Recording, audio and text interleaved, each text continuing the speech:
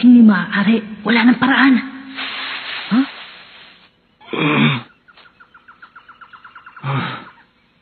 Kailan pa siya nandyan?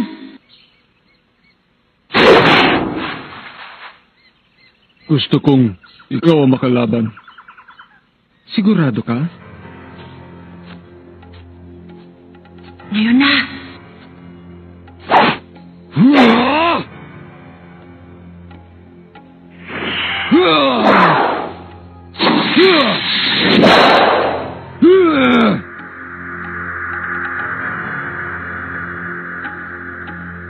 Nakapagtataka, bakit hindi lumalaban si Hisoka?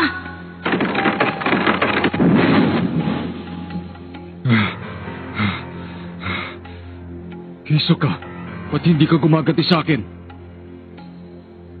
Atakin man kita o hindi, sigurado matatapos din ang iyong buhay.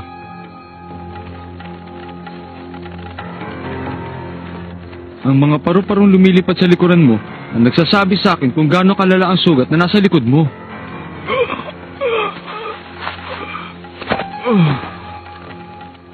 Alam ko may nakalaban ka na kanina at hindi ka nagtagumpay sa kanya.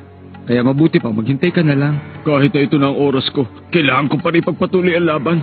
Dahil isa ako sa magigiting na mandirigma ng biyano. Ano yun? Ang mga mandirigma ng biyano ay pinapadala sa mga lugar na mayroon labanan. Ang isa sa amin ay katumbas ng 1,000 mandirigma. Ipinanganak kami para lang makipaglaban. Kami ang pinakamalakas. Noong una pa lang kita makita, ay hinangad ko na magkaharap tayong dalawa. Sana'y mapagbigyan mo ang aking kahilingan. Sige na, nagmamakaawa ako sa harap mo, Hisoka. Makipaglaban ka sa akin.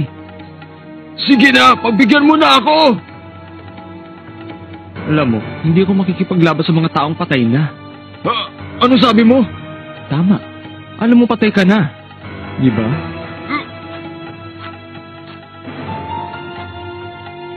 Paalam. Magiting naman dirigma.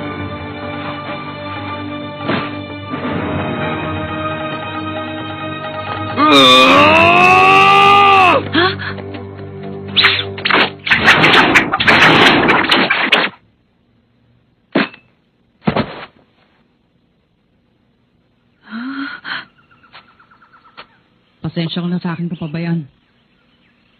Hindi ako nag-ingat kaya nakatakas siya. Huwag ka na magsinungaling. Alam kong hiniling niya sa'yo na ako makaharap niya bago siya mamatay. Kaya siyempre, pinagbigyan mo siya. Tama ba sinabi ko?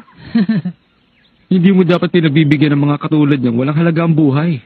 Naawa lang kasi ako sa itsura niya kanina. Malapit lang mamatay kaya pinagbigyan ko na. Ginagawa mo rin naman yun, di ba? Hinahayaan mo mga takas yung biktima mo. Pinipili kong kakaawaan. Kung isang tao ay dapat mabuhay, bakit ko naman siya tatapusin? Nasaan na nga pala yung numero mo? Nandito.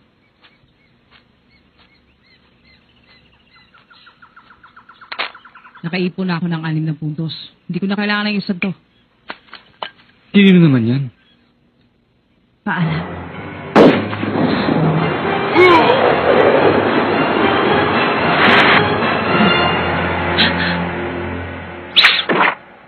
Malamang siya ang kukuha ng number ko. Nainis ako kaya tinapos ko na agad. Sa'yo na yan.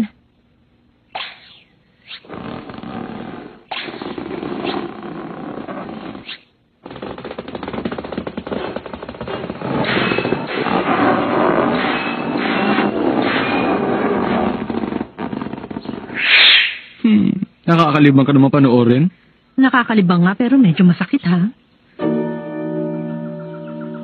Ibang klase ang sarap ng pakiramdam. Huh?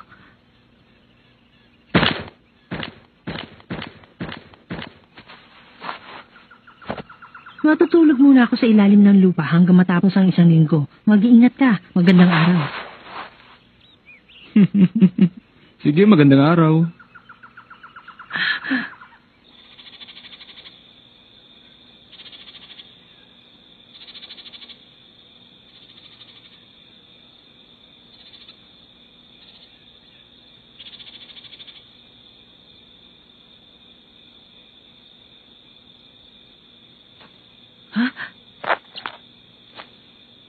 Salamat dito. Kailangan ko pa ng dalawa. Ito na ang tamang oras.